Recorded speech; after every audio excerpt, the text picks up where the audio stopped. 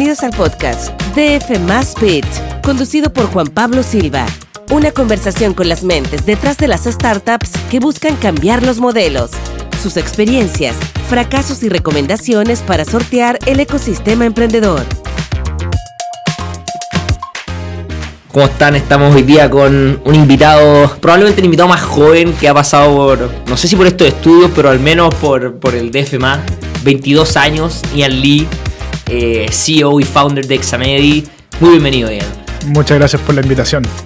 Oye, Ian, Examedi ha hecho harto ruido, bueno, sobre todo por la pandemia, exámenes a domicilio, pero no quiero explicar yo lo que hacen, así que dale tu elevator pitch, 2 minutos, ese mismo que le tuviste que hacer a General Catalyst cuando cerraste tu serie A. Perfecto. Bueno, Examedi en verdad es una startup súper simple. En breve lo que hacemos es mandar enfermeras a la casa, como súper explicado en simple. Hoy en día también hacemos telemedicina, hacemos servicios de nutrición, hacemos kinesiología y en el fondo el servicio se va expandiendo. Pero al final lo que hacemos es conectar al proveedor de salud con el paciente que más lo necesita y desde la casa. Perfecto. Y yo puedo dar fe que funciona, lo he usado. De hecho me vacuné contra la influenza hace un par de días. Buena. Muy puntuales, siempre funciona muy bien.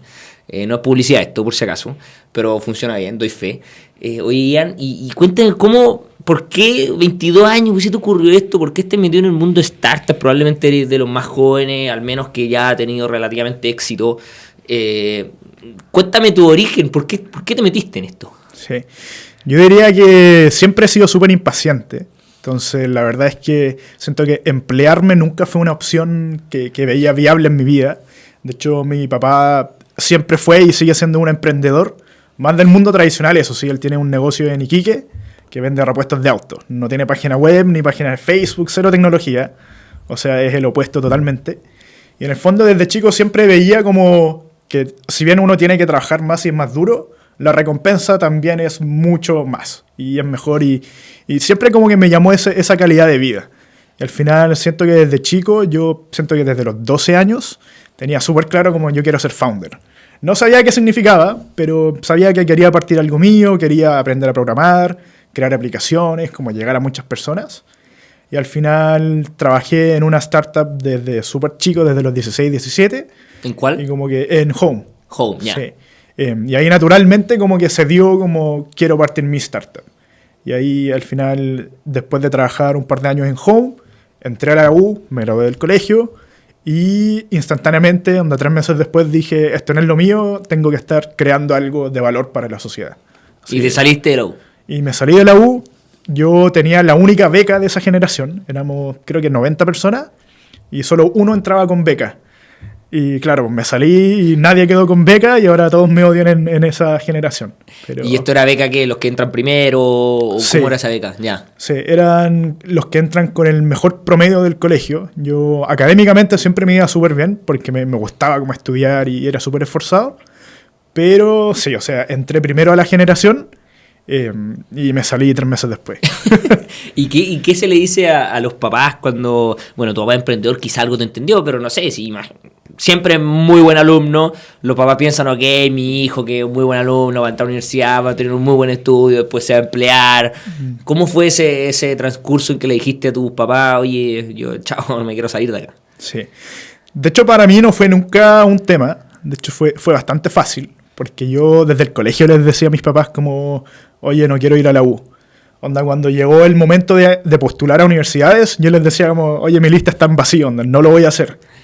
Y al final me dijeron como, oye, si querís, tenéis que ir sí o sí a la U, pero te podéis salir. Y me dijeron como, yo les pregunté como, ya, ¿cuál es el mínimo? Me dijeron, no, 3 meses. Y al final por eso me salí después de los 3 meses. Después le pregunté a mi mamá cuál era la lógica y me dijo como, claro, como Zuckerberg se salió de la universidad. Bill Gates creo que también se salió de la universidad, pero al menos entraron. Entonces me dijo como, es distinto decir que no entraste a que eres un dropout y que elegiste salirte de la universidad. Oye, pero este dropout, porque en Chile no hay esta cultura de dropout, que como sí hay en Silicon Valley y en Estados Unidos tenemos los casos que tú mencionaste. Cuando a los 12 años, cuando empezaste a programar, ¿tú ya seguías como este mundillo? ¿Te gustaba? ¿Quién eran tus referentes? Sí. De hecho, no lo seguía. Yo creo que el primer acercamiento a una startup fue con Home, Y ahí, de hecho, cuando postularon a YC quedaron, fue la primera vez que había escuchado de YC. Pero yo seguía más que nada como a los típicos referentes de Silicon Valley, como Steve Jobs, Zuckerberg, como todas esas empresas enormes. Y yo decía, algún día quiero crear algo como con el mismo impacto que esas empresas. Pero como que al mundo startup caí como por accidente, de hecho. O sea, a Home postulé en ese momento cuando se llamaban Arriendo Asegurado, porque vi un anuncio de trabajo en una página de Facebook. Y eso fue como en segundo medio, creo.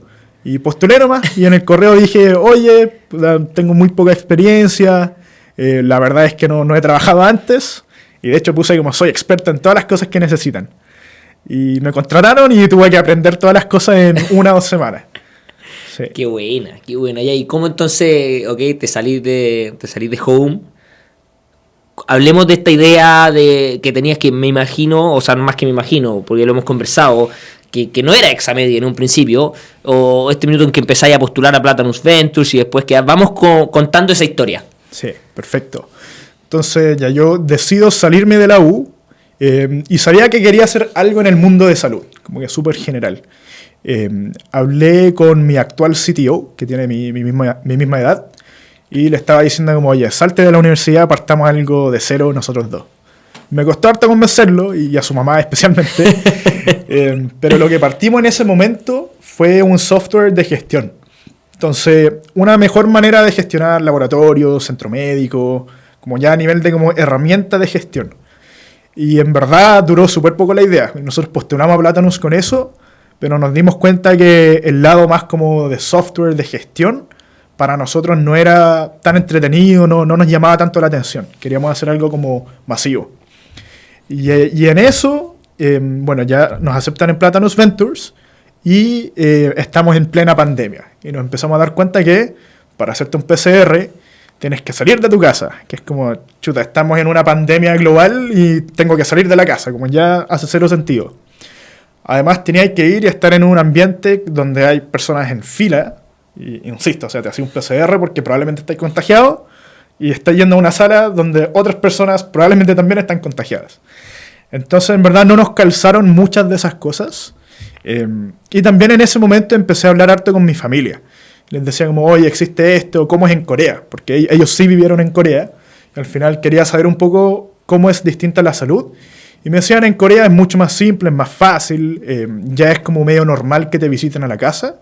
Y ahí me decía mi papá también, como, de hecho yo necesito exámenes porque tengo colesterol alto y un par de otros problemas.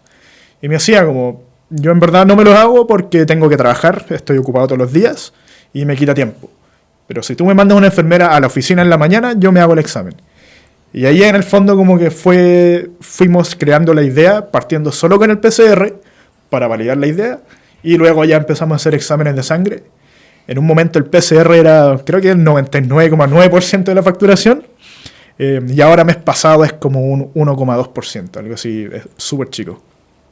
¿Y cómo fue este camino? ¿Quiénes los ayudaron? Porque claro, dos jóvenes con poca experiencia, probablemente con mucho talento y además muy tecnológico, pero es distinto programar a ser CEO. Sí, no, es súper distinto y yo creo que conocí a muchos mentores en el camino. De hecho, saliendo de Platanus, como que en el Demo Day, que fue para levantar capital en Platanus, ya nos aceptaron a Y Combinator, que es como el mismo programa en Silicon Valley, mucho más grande. Y al final nosotros decidimos ir a San Francisco. Ahí invitamos al tercer socio, porque nosotros somos súper tecnológicos, pero no somos buenos para la operación o la logística. Así que ahí se suma Juan Pablo, vamos a San Francisco, y ahí conozco de accidente, por decir así, como a uno de mis mentores, que es un emprendedor chileno, pero no le gusta que mencione su nombre, así que no lo va a mencionar, pero que tiene varios exits súper exitosos. Y él, uno de esos días me dijo, oye Ian, mañana hay una junta en la casa de mis amigos, ¿quieres ir? Y yo le digo, obvio, voy. Y claro, llegamos a una casa enorme, hermosa, en pleno San Francisco. O sea, el monto es una cosa que es enfermamente cara en el fondo. Y ahí ya cuando empiezo a ver a las personas y le pregunto a él como, oye, anda, ¿quiénes son estas personas? Me dice como, sí, oye, él es Jawed Karim, fundador de YouTube. Y así, onda, ya, él es tal persona, fundador de PayPal. Y ahí me di cuenta que era una junta de como los 30 CEOs y founders de Silicon Valley, más importantes en el fondo de la industria. Y ahí conseguí a varios mentores. De hecho, nosotros estábamos levantando capital. Yo en esa cena, en ese evento, no tenía intención de hacer un pitch.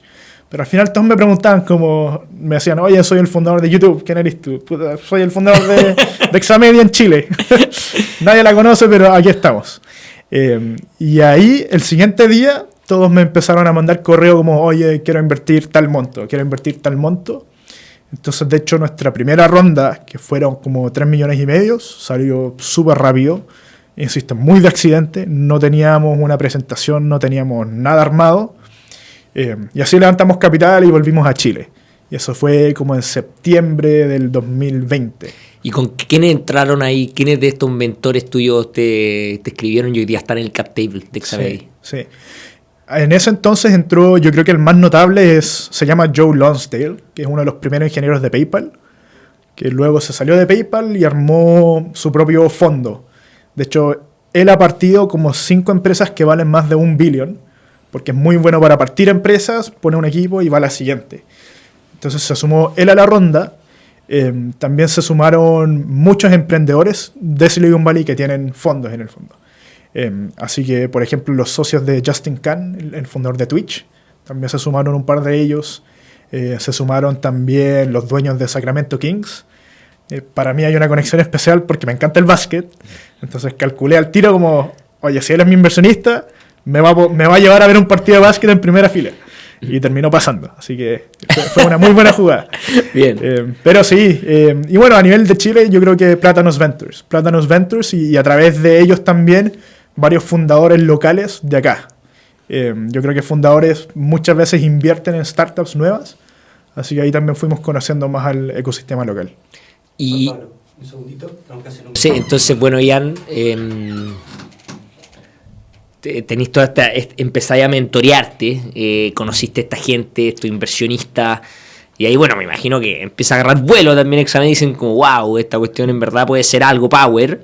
Y tú eres el único chileno, y no sé cuántos latinos hay, pero eres el único chileno en el Theo Fellowship. Explica un poquito, por favor, para los que no saben qué es lo que es eso, y cuéntanos cómo llegaste a eso también. Perfecto, sí. Bueno, la beca básicamente no es una beca, porque en verdad te dan plata para que tú dejes la universidad. De hecho, como requisito para postular y para estar en el programa es o no haber ido o haberte salido de una universidad. Tienes que estar fundando una startup o cambiando el mundo de alguna manera y tienes que ser joven. Entonces, esos 3 como son los checklists. Y yo en verdad ya me había salido de la universidad. Entonces como que a mi perfil yo creo que era interesante para ellos, porque ya mostré como que me arriesgué. ¿Ya? Pero lo que hacen ellos, el que está por detrás de la beca es Peter Thiel, que es fundador de PayPal. Y bueno, PayPal obviamente de las empresas que comenzó este boom de Silicon Valley. Y básicamente él tiene toda esta teoría, un poquito política, que dice como el sistema de educación está roto. Y tiene tanta plata en el fondo que está dispuesto a poner las lucas para comprobar su ideología. Entonces cada año postulan como 80.000 personas que cumplen con estos 3 requisitos y eligen como a 20, 25. Yo el 2020 escuché de la beca, creo que leyendo online, como en Quora, como cosas así. Y al final decidí postular un día, y fue como en marzo, abril creo de hecho. Y no me respondieron nada durante todo el año.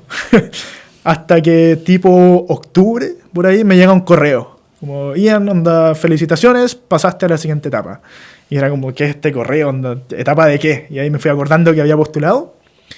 Llegó la llamada y me postula, o sea, me entrevista a uno de los fundadores que pasó por esta beca, que era Dylan Fields, que es el fundador de Figma. Y claro, llegó a la llamada y no conocía quién era. Y me dice como, no, yo tengo una startup de diseño. Y después me dijo que es Figma. Y yo como, chuta. Que se lo compró, para los que no saben, Adobe recién hace poquito. Sí, que la compraron como a 20 billion, creo, algo así.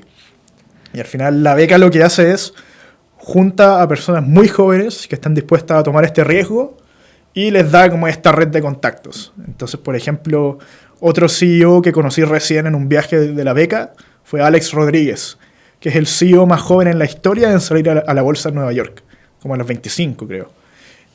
También pasó por la beca Ritesh Agarwal, se llama, que es un emprendedor de India que fue el más joven en volverse billonario con su startup. Entonces, no sé, Vitalik Buterin, el fundador de Ethereum, él tenía otro proyecto cuando entró, hizo un pivot, la beca lo ayudó mucho en pensar en el proyecto nuevo y salió Ethereum desde eso. Entonces, al final, es una beca donde te sientan con mentes súper brillantes y te dicen, si juntamos a muchas personas brillantes, algo va a salir de acá. Sí. ¿Y en qué te ayudó? ¿Qué contacto? ¿A quiénes has conocido gracias a esta beca? Sí. Yo creo que de las más famosas como en el mundo startup se llama Lucy Guo, que es fundadora de, ¿cómo se llama? Creo que es Scale AI, que es como de las startups de inteligencia artificial más grande del mundo ahora. Le hacen proyectos a Tesla, a NASA, al gobierno de Estados Unidos. También conocí directamente a Dylan. De hecho, después de que se anunció todo este tema de la adquisición, él estaba en San Francisco y había una cena de la beca también. Y también, bueno, mañana de hecho llega a Chile un Thiel Fellow que se llama Ed Beckel, tiene 24 años, tiene 3 exits, su startup actual ha levantado $130 millones y al final todas son personas súper jóvenes que son súper movidas, súper motivadas. Sí. Oye, y en este ruedo de Silicon Valley en que te insertaste, ¿quiénes han sido las mentes más brillantes o gente que has conocido? Sí, yo, bueno, hago la diferencia de como haber estado en la misma sala versus como conversar. Misma sala yo creo que estuve con casi todos, excepto como Zuckerberg y la gente de Apple, por ejemplo, o de Google. Pero sí, por ejemplo, estuve en el mismo momento con Elon Musk, pero como a 2 metros de mí, pero no alcanzamos a conversar. La mente más brillante con la que conversé es Joe Lonsdale, que te decía que ha partido 5 empresas de $1 billón. Y de hecho era súper raro conversar con él porque yo creo que es tan inteligente que como que está pensando en 1000 cosas a la vez y nunca te miraba a los ojos, pero te respondía todo de manera súper coherente. Entonces yo creo que son personas así, o Michael Seibel, que fue presidente de Y Combinator, también, o sea, cuando pasamos por San Francisco, eran cenas súper íntimas, digamos, con pocas personas, varios eventos, donde llegaban todos estos emprendedores porque te querían ayudar, porque querían ver como la siguiente generación, y ahí fui conociendo a todos. Oye, ¿y este evento que estuviste con Elon Musk, de qué lo que era? Era también este mismo evento de cena el que había ido. O sea, tú pasáis en puras comidas con... Sí, por suerte sí. O sea, yo la verdad soy programador, entonces me describo como antisocial, pero por parte de mi pega tengo que pretender ser social y tengo que ir a todos estos eventos. Pero sí, o sea, recientemente yo te diría que son este evento en el que estuve en Miami, donde estaban literalmente los últimos 10 años de las personas que se ganaron esta beca. Entonces, claro, ahí estaba, al lado mío estaba Alex Rodríguez, el que hizo IPO, habían personas que habían levantado más de $1 billón para sus startups. Tuve la oportunidad de cenar con Riley Ennis, que también a los 16 partió su startup, ahora tiene 25 si no me equivoco, y ha levantado 1,6 billón en capital, que valen como 10 billones. Así que es un ambiente bien entretenido para estar rodeado. Oye, volvamos a hablar de Examedi, con todos estos name droppings que están muy entretenidos. Ok, Examedi levanta estos 3 millones, eran puro PCR. ¿Cómo sigue? Sí. Nosotros volvimos con estos 3 millones en septiembre a Chile.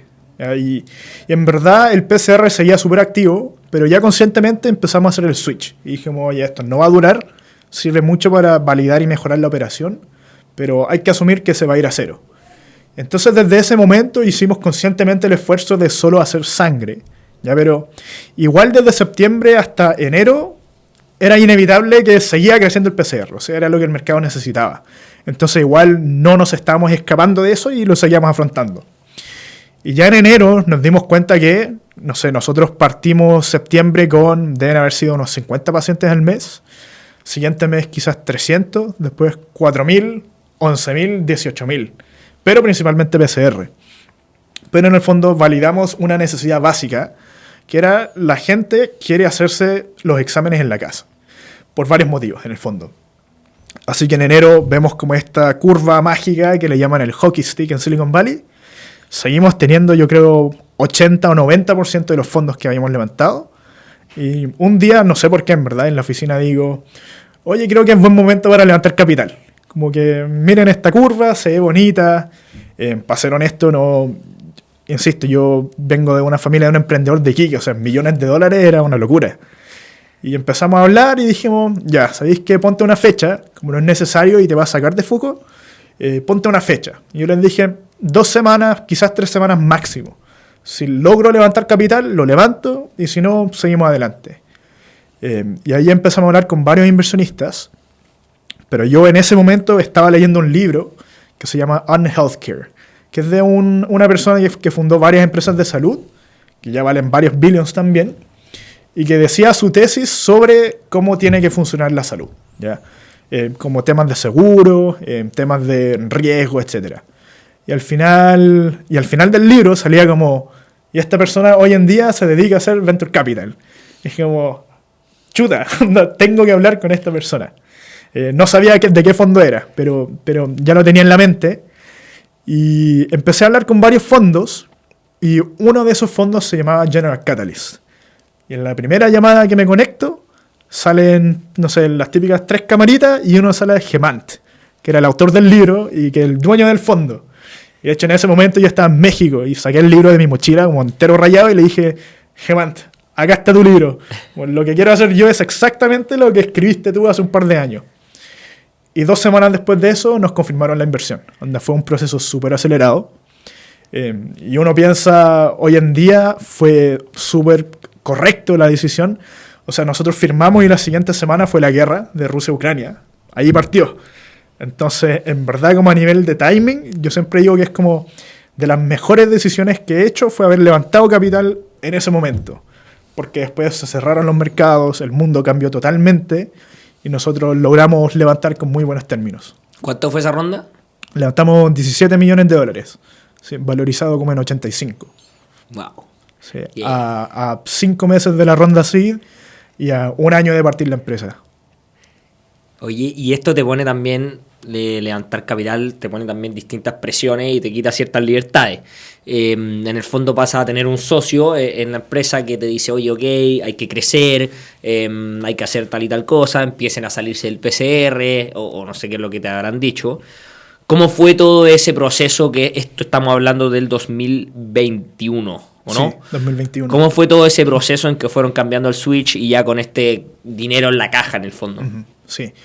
De hecho, ahí no sé cómo le pasa a otras startups, pero a nosotros un inversionista nos puso los 17 millones y nos dijo, es su empresa, ustedes la conocen, nosotros vamos a ver qué hacen. Si necesitan ayuda, nos avisan.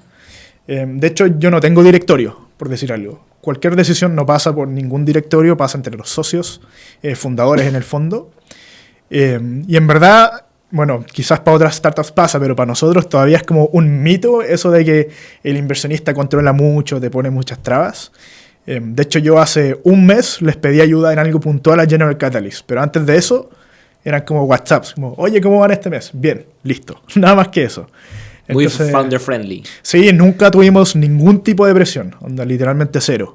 Y de hecho, me ayudan nomás como haciéndome preguntas claves, como, Ian, ¿cómo llegan a 100 millones de dólares al año? Y como preguntas más como filosóficas, por decir así, del negocio, pero nunca en el control. Y bueno, nosotros levantamos el capital. General Catalyst ya sabía que la gran mayoría, si es que no es todo el negocio, era relacionado al COVID. Y de hecho, desde ese entonces, nosotros cortamos todos los presupuestos de marketing para el PCR y empezamos a enfocarnos mucho en sangre. Te diría que los primeros meses fue súper duro igual, como comunicarle al equipo como, oye, los números van a bajar mucho, pero es la decisión correcta a largo plazo. O sea, tenemos que construir un negocio que se sostenga en el tiempo, ¿ya? Y creo que nos demoró como el año completo, como hasta diciembre del 2022, para lograr esta transición en el fondo y para ver cómo realmente acá hay un negocio de nuevo, ¿no es cierto? O sea, estábamos haciendo quizás 18.000 visitas gracias al PCR y después bajamos de un día a otro a 3.000 quizás, 3.000, 4.000. Y de ahí tuvimos que ir reconstruyendo la base, donde hoy en día es un negocio súper real, hacemos muchas visitas en Chile y en México, y volvió a ser un negocio como súper atractivo para los VCs, en el sentido de que les demostramos que no era solo el PCR, sino que existe el mismo mercado para exámenes de sangre y temas médicos más complejos, con mayor retención y que son un negocio real, digamos. Oye, y la historia también de Examedi, si bien los números pueden estar bien, y nosotros en el DFMAS lo publicamos, conversamos en ese minuto, en el fondo pasaron por lo que pasaron muchas de las startups que tuvieron que despedir gente, eficientar los costos. ¿Cómo fue ese proceso para un Ian de 22 años con su primera startup, sin previa experiencia laboral, en el fondo tener que despedir probablemente a gente mucho mayor? ¿Cómo viviste todo eso? Sí, mira, yo le atribuyo harto del proceso a varios mentores que yo tuve, o sea, mentores que han echado a muchas personas, que ya pasaron por este proceso muchas veces en su carrera. Y al final siento que yo igual como personalidad, soy muy como, tengo la piel súper gruesa, le dicen en coreano, no sé si en Chile también, que es como, soy como un chaleco antibala. O sea, la gente dice algo, en verdad me rebota y me da lo mismo.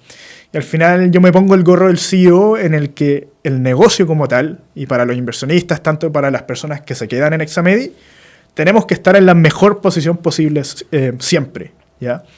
Entonces al final nosotros, como habíamos hablado en la entrevista, teníamos ya mucho tiempo de runway en el fondo de vida todavía, pero estábamos viendo que éramos muchas personas. Entonces, ¿cuántos eran?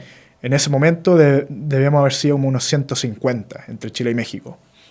Y al final yo hacía varias pruebas chicas, pedía un cambio en la página y veía cuánto se demoraba.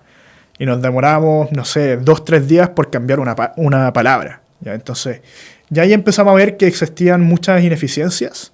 Y también, obviamente, relacionado al negocio. En el fondo, muchas de las personas habían entrado cuando atendíamos 20.000 pacientes al mes, gracias a la pandemia. Y la realidad era que ya no atendíamos la misma cantidad. O sea, ya la empresa no necesitaba tantas personas para hacer lo que estamos haciendo.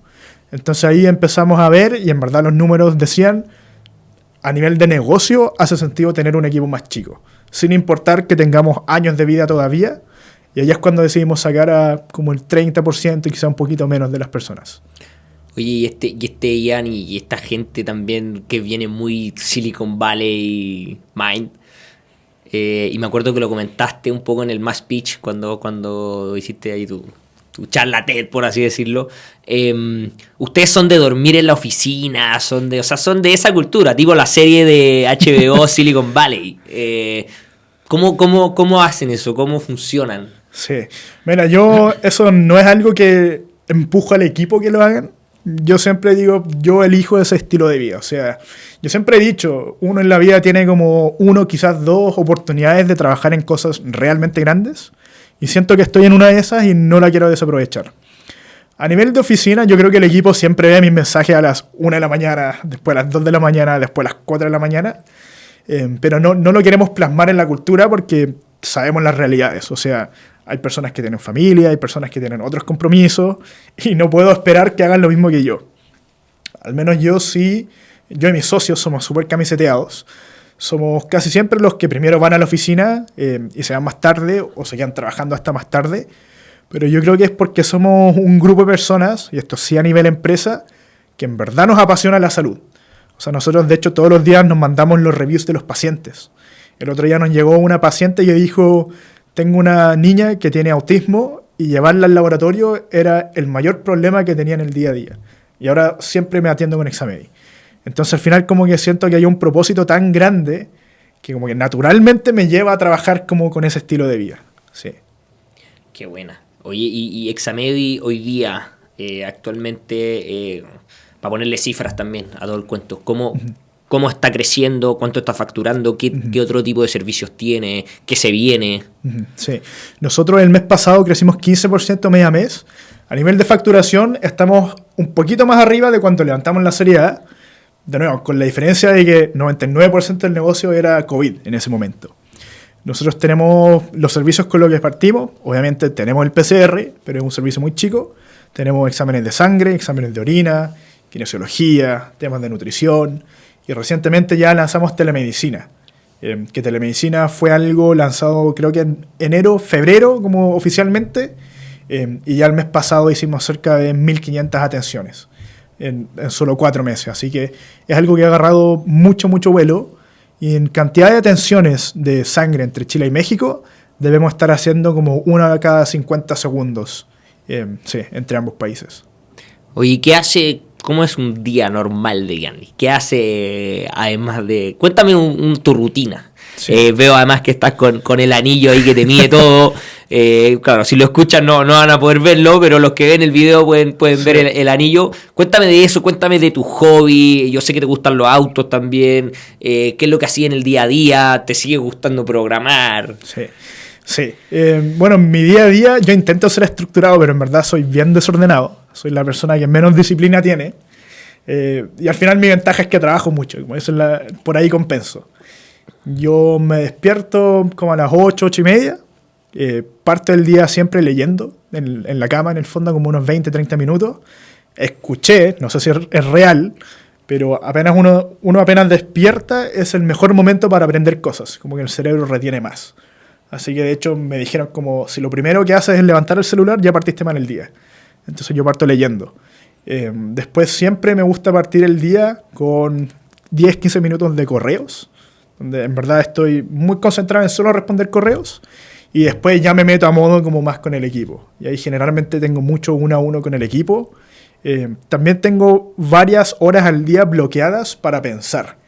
Esto es algo que he aprendido de afuera, pero al final, si el CEO en esta etapa de la empresa está muy metido en el día a día y en la operación del día a día, no va a haber nadie pensando en cómo este negocio escala a $100 millones al año. ¿No es cierto? Entonces tengo muchos como bloques de pensar en el día y muchos bloques también como de creatividad. A mí me encanta programar, me encanta trabajar en producto, no soy bueno diseñando, pero me encanta hacerlo. Así que muchas veces al equipo les mando, oye, pensé en esta idea, pensé en esta funcionalidad. Creo que podemos hacer esta cosa y estas conexiones para que Examedi crezca.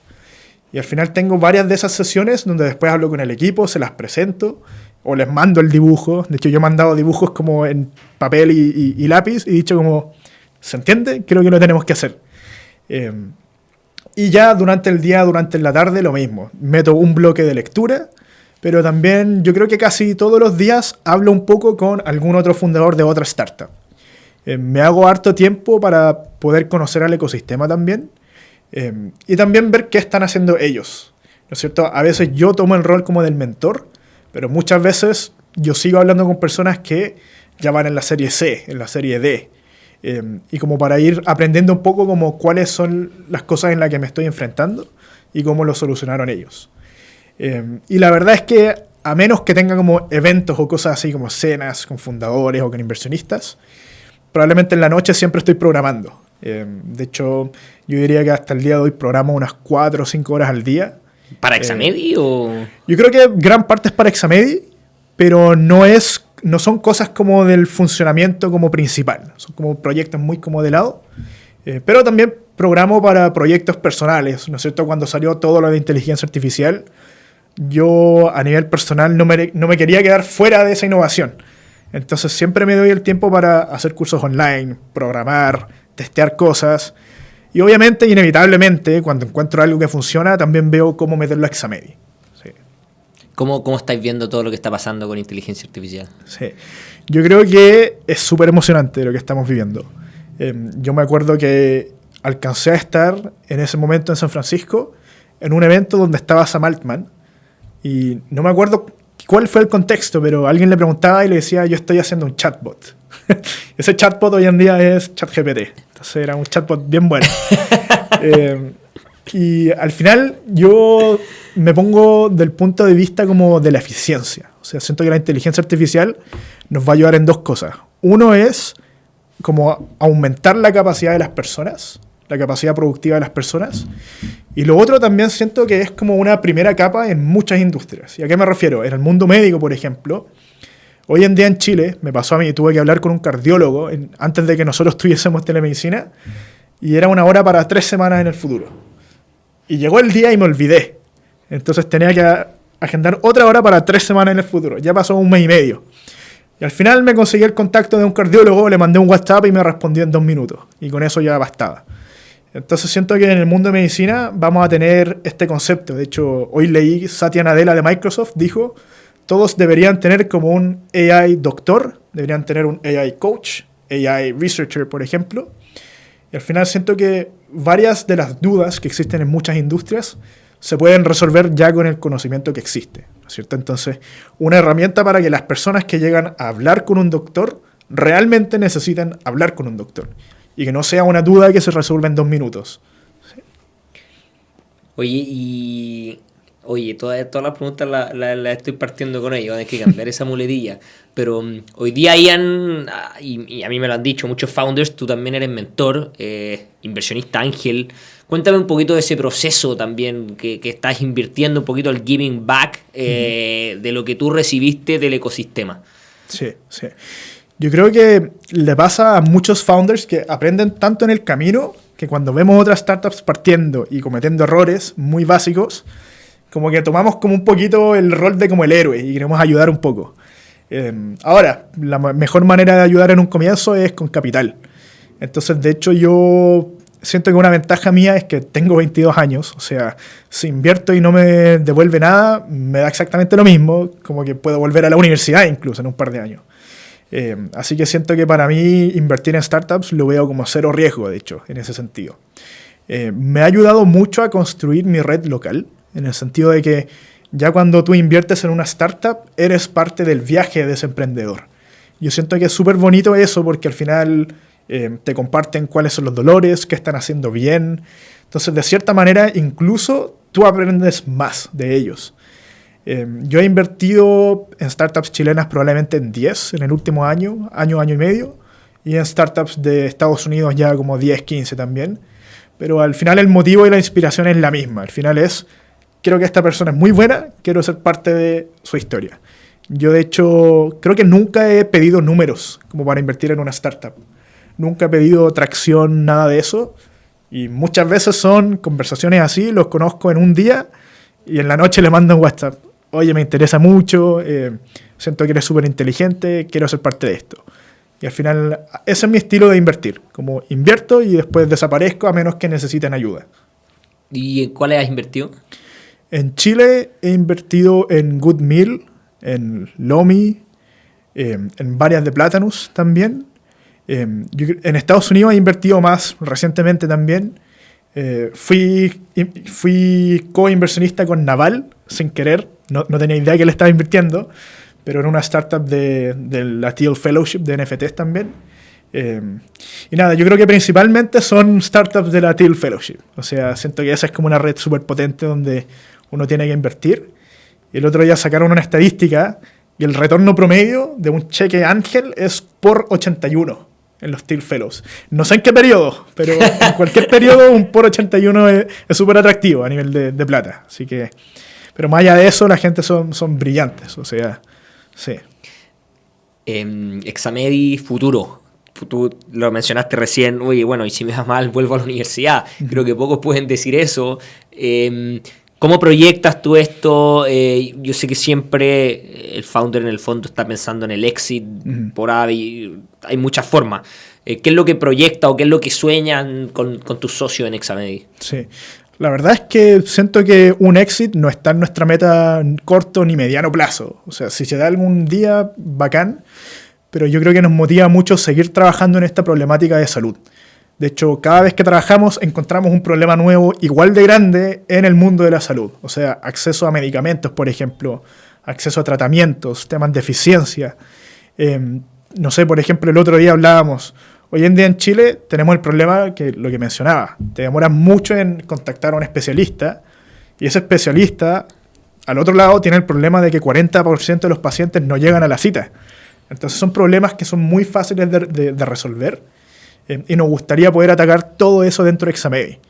Hoy en día estamos súper enfocados en cómo construir ya como la parte post-examen. En el fondo, si te sale un resultado alterado, que no te tengas que quedar tú con la ansiedad de ¿y ahora qué hago? ¿No es cierto? Entonces, ahí estamos diseñando productos que sean para que tú puedas clicar una sola vez y ya tengas tu plan de tratamiento completo. Y que ya venga con no sé, en un futuro medicamentos, que venga con ciertas sesiones de telemedicina. Y la visión un poquito ahora es ser como un coach, como un concierge de salud, donde tú llegas porque tienes una preocupación puntual y obviamente cuando ves tus resultados sales con más preocupaciones aún y al final es como cerrarle ese ciclo al paciente. Y para eso le están metiendo inteligencia artificial. ¿Qué están haciendo? Estamos haciendo hartas cosas. Yo creo que inteligencia artificial ahora lo estamos viendo para resolver y crear herramientas básicas para el paciente sin meternos como al diagnóstico legal. Y estamos más que nada hablando con otras empresas que ofrecen servicios como aislados dentro del mundo de la salud. Y queremos usar a Examedi como la plataforma que conecta todo el ecosistema.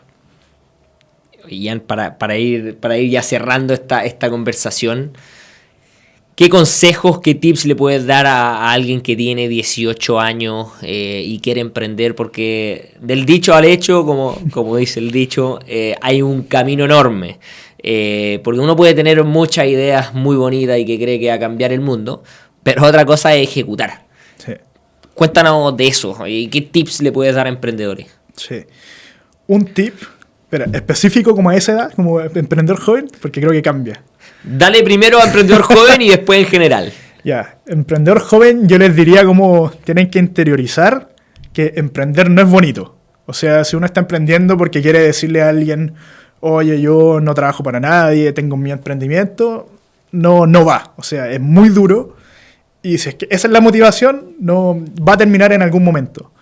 Lo otro que diría para el emprendedor joven es que se olviden del balance de vida. Este puede sonar súper fuerte, pero al final yo siempre digo, para crear cosas que realmente cambien al mundo, no puedes seguir el ritmo de cualquier persona común.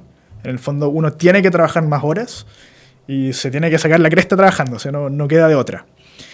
Y lo otro que diría es buscar mentores, pero mentores realmente buenos. Yo obviamente me toca ir a varios eventos y también aparezco en ciertas cosas, pero yo creo que voy a un cuarto, un quinto de los eventos a los que me invitan, porque realmente donde yo saco valor es trabajando y hablando con mis mentores, no estando conociendo a las personas y dando pitches todas las semanas a las mismas personas.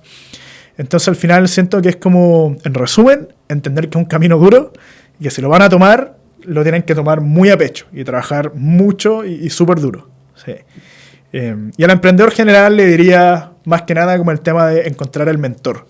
Yo tengo mentores que, lo que te decía, ya han tenido varios exits, que ahora van en la serie C, serie D, o que también van en la serie B, en el fondo una etapa más adelante.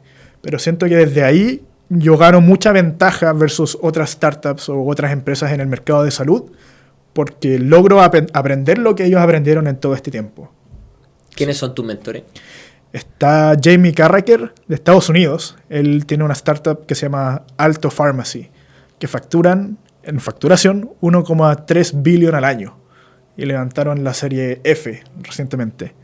Sí. Obviamente el chileno, que no puedo decir el nombre, pero que es bien conocido, todos saben quién es, pero nadie puede decir el nombre.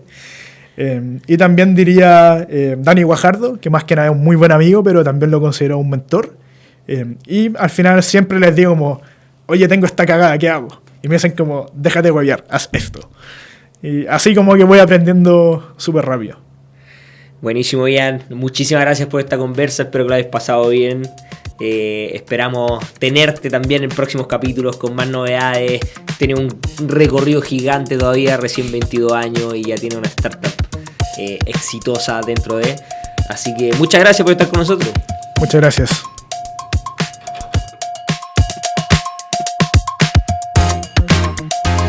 Esto fue Más Bits, una conversación con quienes están detrás de las nuevas empresas e innovaciones.